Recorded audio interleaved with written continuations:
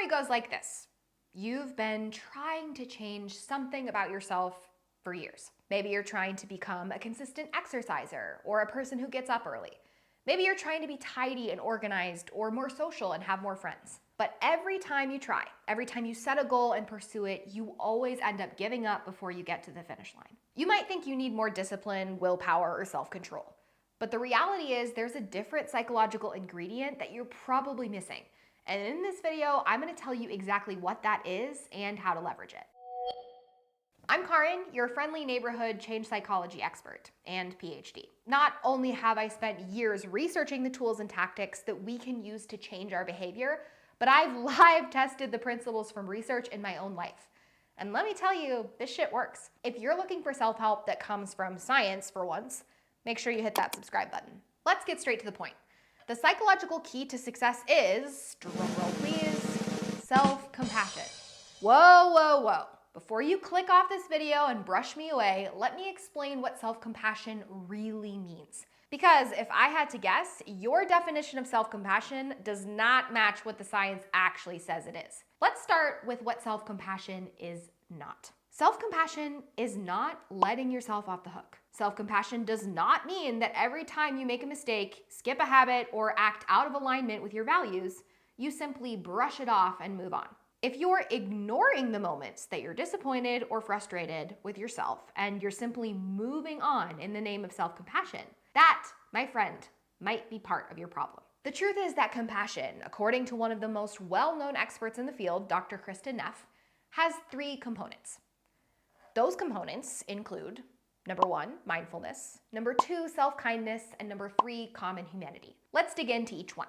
The first one, mindfulness, means you are not suppressing or exaggerating your feelings. So when you skip the gym and you wake up the next morning frustrated, bulldozing past that frustration is not the compassionate choice. Instead, invoking mindfulness, you might take that moment to actually reflect on why you're so frustrated. Even further, in the moment where you start feeling the desire to skip the gym, you'd use mindfulness to pause, drop into your body, and really sense into and feel your emotions. Mindfulness is so powerful because it actually builds a heightened awareness of why you are acting the way you are. So many of us are trying to change our behavior with little to no basic awareness of what is driving that behavior in the first place. And that is never going to create change. The second component is self-kindness, and specifically self-kindness over self-judgment. Let's look at the word judge for a second. To judge means form an opinion or conclusion about something. And if you've ever been judged, a lot of that times you know that conclusion is missing some of the facts. When we're spending tons of time judging our own behavior, we're making false assumptions or conclusions about our character or future success without looking at all the facts. Instead, we want to choose self-kindness. Self-kindness means pursuing understanding. You've probably heard tons of hyper-successful people talk about how they embrace failure and learn from it. That is impossible to do without a basic sense of self-kindness. Failure is either something that stalls us or it's something that propels us towards success. And self-compassion makes the difference between which route it pushes us towards. Finally, the last component of self-compassion is common humanity. Common humanity is when we have an understanding and acceptance of what it means to be human. As humans, we cannot expect ourselves to study for 8 hours straight. As humans, we cannot expect ourselves to achieve perfect adherence with all of our habits. Here's the truth.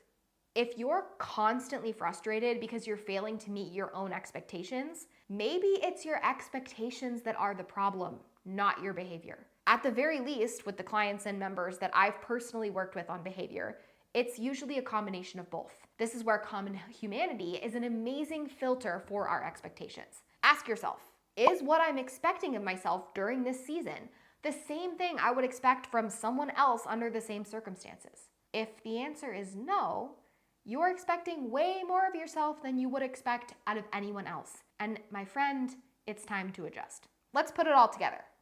When we become mindful of our emotions, we're able to make better adjustments in the moment and stay on the wagon. When we embrace self-kindness over self-judgment, we're able to actually learn from our failures, tolerate them better, and get back on the wagon. And when we embrace common humanity, we're less likely to get tossed off the wagon in the first place because we've set reasonable expectations, so it's actually a safe place to be. If you've ever told yourself you need less self-compassion, I'm here to tell you that it's actually the opposite. You need more. Now, if you're interested in learning more super applicable tactics for increasing your self-compassion, look no further than our Change Academy membership. It's less than the cost of one takeout order and gives you access to 24 amazing deep dive workshops on topics like self-compassion, procrastination, time management, motivation, and more. Let me know in the comments how you're going to embrace a little bit more self-compassion, and I will see you in the next video.